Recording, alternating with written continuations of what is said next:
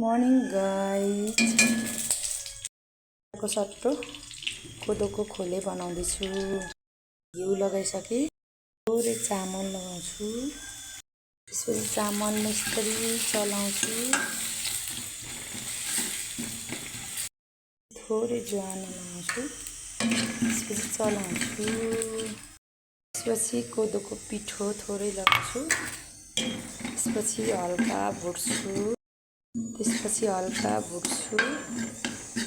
यतिको भएपछि चाहिँ म पानी लगाउँछु। मैले पानी लगाइदिएँ।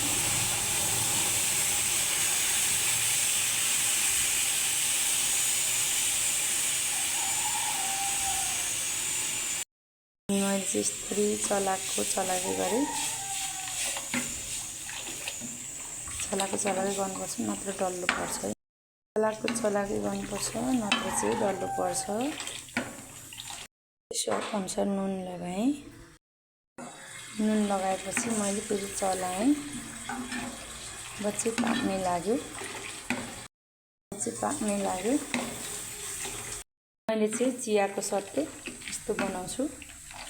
स्वास्थ्यको लागि चाहिँ कोदोको पिठोको एकदमै दामी हुन्छ, राम्रो हुन्छ।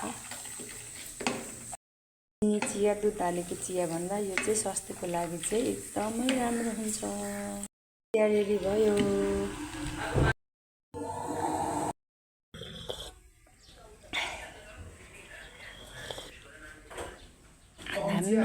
दामी मिठो। यस्तो नै खानु होला हजुरहरूले नि।